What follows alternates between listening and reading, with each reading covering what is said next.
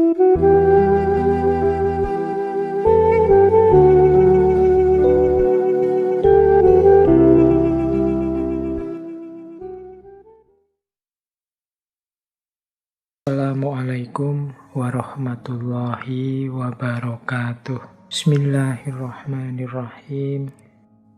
Apapun yang harus dilakukan, apapun yang dilakukan dan dikatakan orang, aku tetap harus menjadi zamrud dan mempertahankan warnaku, kata Markus.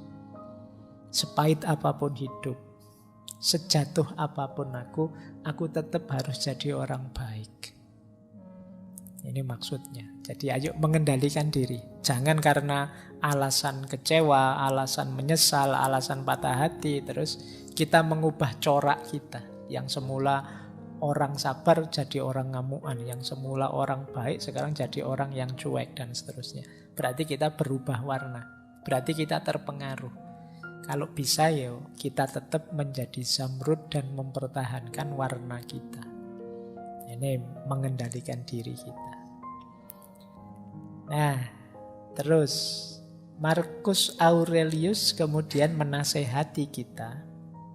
Rintangan dalam hidup itu hakikatnya adalah jalan. Meskipun benar bahwa seseorang dapat menghalangi tindakan kita, mereka tidak dapat menghalangi niat dan sikap kita yang memiliki kekuatan untuk berubah dan dapat beradaptasi. Karena pikiran menyesuaikan dan mengubah hambatan apapun menjadi sarana untuk mencapainya. Apa yang merupakan penghalang tindakan diubah menjadi jembatan bagi tindakan. Hambatan menjadi petunjuk jalan. Jadi ini menurut saya lagi-lagi cara membaca. Kamu tidak terhalang. Hanya saja ada tantangan untuk dilewati. Jadi halangan itu jangan kamu baca sebagai rintangan. Baca saja sebagai tantangan yang harus kamu taklukkan. Pak, saya cinta dia, Pak. Tapi orang tuanya kok tidak setuju, Pak. Ya, alhamdulillah orang tuanya masih sadar.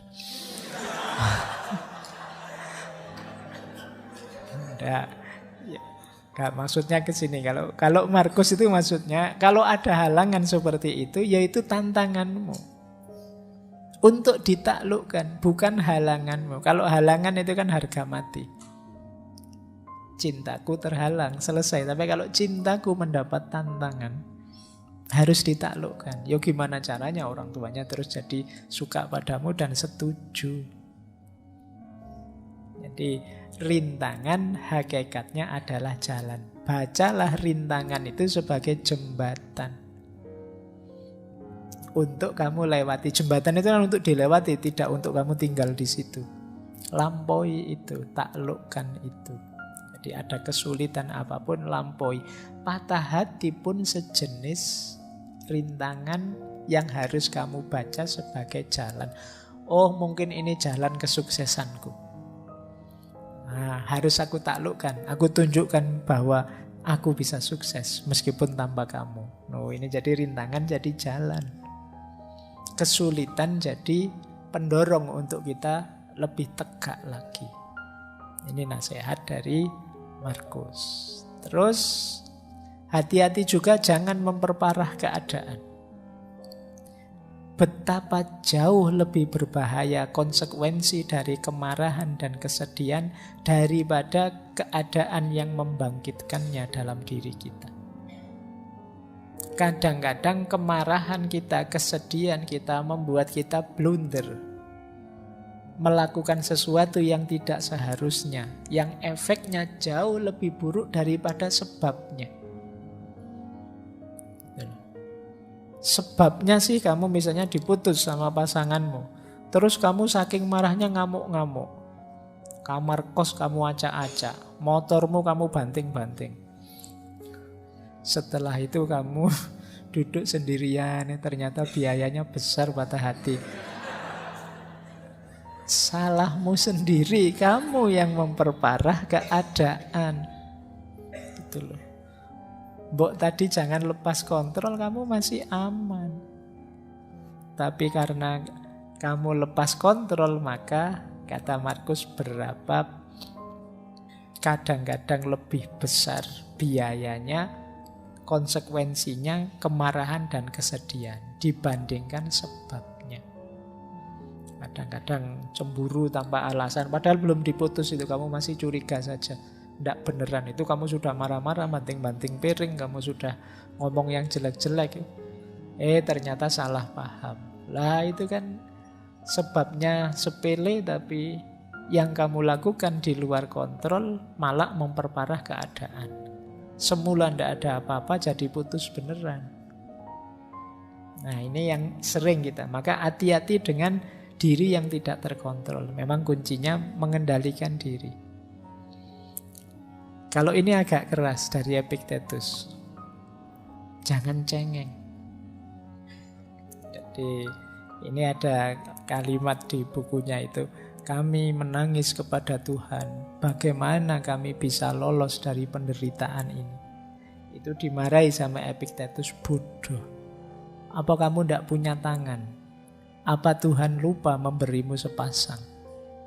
Maksudnya apa? Potensi, kualitas, kompetensi, fasilitas hidup kita masih lengkap. Wong tinggal mengubah sudut pandang. Wong tinggal menguatkan diri sebentar saja kok tidak kuat. Kok mengeluh pada Tuhan, gimana aku bisa keluar dari situasi ini. Kamu belum berkurang sedikit pun dirimu dibandingkan yang kemarin. Kamu masih utuh sebagai dirimu yang kemarin. Tidak ada yang berkurang. Kemarin kamu bisa apa, sekarang kamu masih bisa. Kemarin kamu mampu apa, sekarang kamu masih mampu. Kualitas dirimu tidak ada yang hilang. Maka kamu masih bisa kembali lagi seperti sebelumnya. Tidak usah terlalu banyak mengeluh. Kamu masih bisa tegak seperti dulu. Tinggal kamu sembuhkan sakit hatimu. Kan cuma itu saja masalahnya. Tidak usah dibawa kemana-mana. Jadi ini sudah mulai agak keras Epictetus ini. Sudah dinasihati sejak tadi kok masih ngeyel, masih sumpek saja. Ya wis, kalau begitu apa sih yang kurang dari dirimu kalau patah hati? Yang sederhananya begitu. Apa dari kamu cerdas terus jadi tidak cerdas lagi? Apa dari kamu pinter jadi tidak pinter lagi? Apa dari kamu semula bisa nyetir mobil gara-gara patah hati tidak bisa nyetir mobil sekarang, Pak? Apa tidak apa-apa begitu? Maka jangan cengeng lah, kata Epictetus. Kamu itu kuat kalau mau, kamu hebat kok. Hanya saja ketika kamu cengeng, terlalu manja, ya kamu lama tidak bangkit-bangkit, tidak move on. Ayo bangkit. Bila perlu ini ditambahi oleh Markus, jangan malu minta bantuan. Tidak apa-apa. Kalau butuh teman ngobrol, teman curhat, di sekelilingmu banyak. Kamu tinggal milih. Kok diputus pasanganmu, tidak usah khawatir. Di sekelilingmu banyak yang bisa kamu sandari. Temanmu, sahabatmu, atau kamu cari yang lain juga insya Allah ada. Asal kamu tidak menutup diri. Jangan malu bertanya. Kata Markus begini, jangan malu saat membutuhkan bantuan. Engkau memiliki kewajiban untuk dipenuhi seperti seorang prajurit di tembok pertempuran. Jadi bagaimana jika engkau terluka dan tidak bisa memanjat tanpa bantuan prajurit yang lain? Jadi manfaatkanlah teman sekelilingmu, orang-orang yang mencintaimu di sekelilingmu sebagai sandaran. Tidak masalah. Jangan malu. Jangan gengsi. Patah hati bukan aib, bukan dosa. Tidak apa-apa. Jadi biasa saja. Itulah dinamikanya orang hidup, kan memahaminya begitu. Hidup itu naik turun seperti itu. Terus, nah ini lanjutannya. Ini kalau masih tidak sembuh-sembuh sakit hatinya. Kenapa kok sakit sekali? Nah itu terus disindir oleh Marcus Aurelius. Saat engkau tersiksa oleh sesuatu dari luar dirimu, rasa sakit itu sebenarnya bukan dari sesuatu itu sendiri, namun dari anggapanmu terhadapnya. Dan engkau memiliki kekuatan untuk mencabutnya kapanpun engkau mau. Tolaklah rasa sakit itu dan rasa sakit itu akan lenyap. Dimarahi sekarang sama Marcus Aurelius. Kok kamu mau bersakit-sakit lama? Sakit atau tidak sakit itu kan tergantung dirimu. Apalagi sakit hati, bukan sakit fisik. Itu kuncinya ada di kita kok. Ada teman yang secara sengaja ngomong nyelekit biar kita tersinggung. Itu tersinggung atau tidak itu kan bisa kita atur. Loh, kamu melecehkan aku ya? Andalah aku tidak tersinggung kok. Oh, itu tambah mangkel itu yang melecehkan. Kenapa? Sakit dan tidak sakit ada dalam diri kita. Kita terima atau tidak. Kalau tidak kita terima ya sudah. Beres.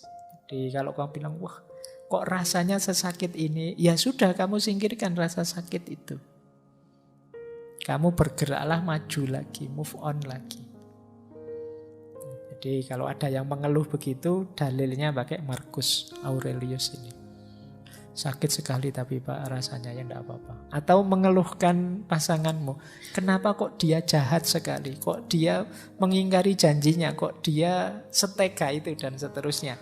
Lagi-lagi dibantu Marcus untuk menjawabnya.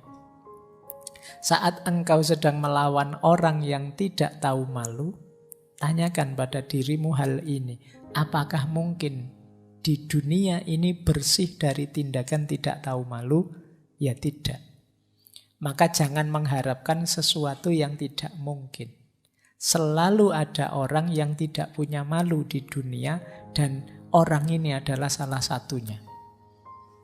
Nah, itu untuk menenteramkanmu ya. Jadi hal yang sama lakukanlah untuk orang yang jahat. Orang yang tidak dapat dipercaya atau orang yang rendah moralnya. Mengingat bahwa di seluruh dunia ini pasti ada beda-beda kelas moralnya manusia akan lebih membuatmu toleran terhadap penghuninya. Jadi kalau kamu merasa dia kok jahat sekali padaku, dia kok begitu teganya padaku, kamu sadarilah, oh iya ya memang manusia itu ya macam-macam. Memang ada yang tipe kayak dia itu. Itu akan lebih menenteramkanmu. Jadi tidak mungkin di dunia ini orangnya tulus, semua orangnya baik, semua selalu ada orang-orang tertentu yang jahat, yang buruk, yang tidak tahu malu dan lain sebagainya. Ini lebih menenangkan kita. Jadi kadang-kadang kan kita protes, kok kamu bisa jahat padaku? Ya memang mungkin dia tipe yang begitu. Nah ini jawabannya kalau ada yang tanya, kenapa kok dia jahat sekali? Nah lanjutannya, lah terus dia sudah mengecewakanku, dia sudah menyusahkanku, aku sekarang harus bagaimana setelah putus? Nah ini sebenarnya pembahasan lebih menarik itu setelah putus terus harus bagaimana? Bukan bagaimana rasanya putus.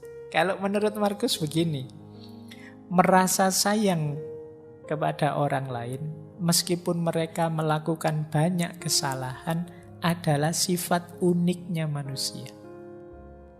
Engkau dapat melakukannya cukup dengan mengakui bahwa mereka juga manusia.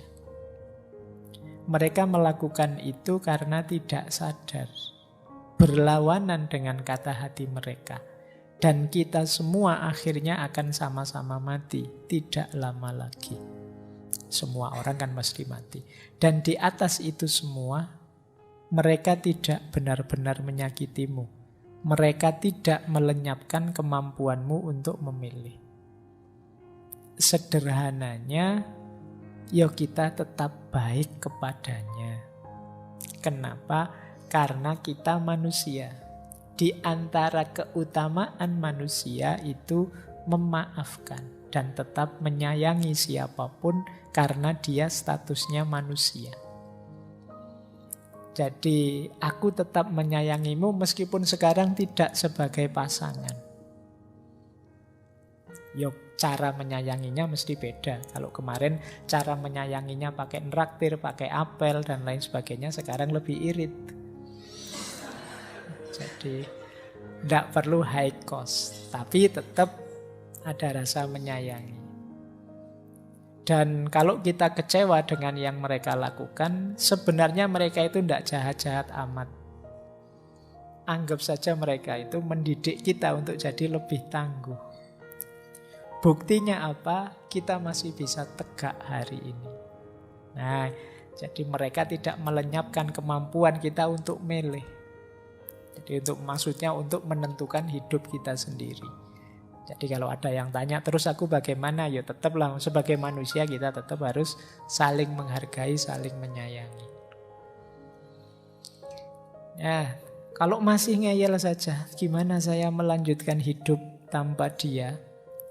Dimarahi sekarang oleh Markus, jangan biarkan masa depan mengganggumu. Engkau pasti akan menghadapinya jika perlu. Dengan senjata yang sama yang hari ini menjadi senjatamu melawan masa kini. Kalau sudah patah hati kan kadang-kadang gimana aku melanjutkan hidup tanpa dia? Bisa, tidak usah khawatir. Kayak kamu dulu belum kuliah terus mau masuk kuliah kan kamu, bisa ndak ya Pak saya kuliah itu, saya itu. Ya ternyata dijalani ya bisa, bahkan sekarang ya ndak blek. Jadi ternyata bisa, kamu membayangkan mungkin yang baru menikah dulu mikirnya panjang gimana menikah itu, saya ndak bisa ini, ndak bisa itu. Dijalani ya ternyata ya bisa. Merantau keluar kota selama ini bareng orang tua terus, sekarang kuliahnya di Jogja sendirian. Mungkin awalnya kamu mikir bisa ndak ya aku hidup sendirian. Oh buktinya sekarang bisa. Jadi bahkan kalau disuruh pulang kampung sekarang agak males-malesan. Khawatir ditanya lulusnya kapan. Nah bisa kok. Kata Markus, dengan alat yang sama yang kamu miliki, dengan cara berpikir yang sama, dengan gaya hidup yang sama, kamu terbukti bisa menaklukkan apapun dalam hidupmu. Apalagi ini. Hanya sekedar ditinggal pasangan. Nah, jadi kata Markus, bisalah. Dengan senjata yang sama, yang selama ini engkau miliki. Masih ada, ini yang terakhir. Terus aku dapat apa dari semua yang selama ini aku alami berdua? Ada yang paling penting yang kamu dapat, yaitu pelajaran pendidikan diri. Kata Markus, jika ada sesuatu yang menghalangimu untuk mencapai tujuan tepat waktu, itu adalah kesempatan untuk melatih kesabaran. Jika seseorang menyakitimu, itu adalah kesempatan untuk berlatih memaafkan. Jika ada sesuatu yang sulit merintangimu, itu adalah kesempatan untuk menjadi lebih kuat. Jadi kesulitan apapun, bencana apapun, musibah apapun, kepedihan apapun, hakikatnya adalah medan latihan untuk meningkatkan kualitas diri kita. Apapun itu. Pinter-pinterlah mengambil hikmah, mengambil pelajaran dari apa yang kita alami dalam hidup, termasuk kepahitan-kepahitan hidup yang kita rasakan. Disinilah nanti kita tidak akan menyesali kepahitan-kepahitan hidup yang kita alami, karena ternyata dia jadi sekolahan kita. Jadi dia jadi lembaga pendidikan kita. Jadi lulusan patah hati itu hatinya kuat tangguh. Nah, kita dapat pelajaran berharga dari situ. Ya, jadi kan ada yang alumni patah hati, ada yang alumni dapat nilai E, ada yang alumni kantongnya kempes terus, ada yang alumni itu kesulitan hidup kita kan seputar itu. Nah, kalau kita lulus dari situ, kita jadi manusia yang lebih tangguh. Bandingkan dengan orang yang hidupnya mulus, terus tidak pernah susah. Secara kepribadian, dia tidak akan tangguh. Makanya kalau kalian sering ikut lomba-lomba, bagi saya lebih berharga kalau kamu kalah, karena kamu latihan mentalmu. Kalau menang itu gampang secara mental, tapi kalah itu berat. Nah, kalau kamu terlatih kalah itu enak. Biasa kalah. Tapi kalau menang, alhamdulillah menang. Loh, yang sering membuat kita lepas kendali itu kan ketika kita kalah. Tapi kalau kita sudah tangguh di situ, Apa sih kepahitan hidup yang harus saya alami? Yang paling pahit toh sudah saya alami. Kamu semakin tangguh. Kenapa? Karena kepahitanmu selama ini jadi mata pelajaran yang membuatmu keluar dari situ jadi lebih tangguh. Nah, ayo yang alami patah hati juga begitu. Jadikan momen patah hati ini sebagai sekolahan. Kalau kata Ki Hajar itu kan setiap tempat adalah sekolah, ya berarti setiap patah hati adalah pelajaran. Yang di situ kita belajar jadi manusia yang lebih tangguh, lebih sadar, lebih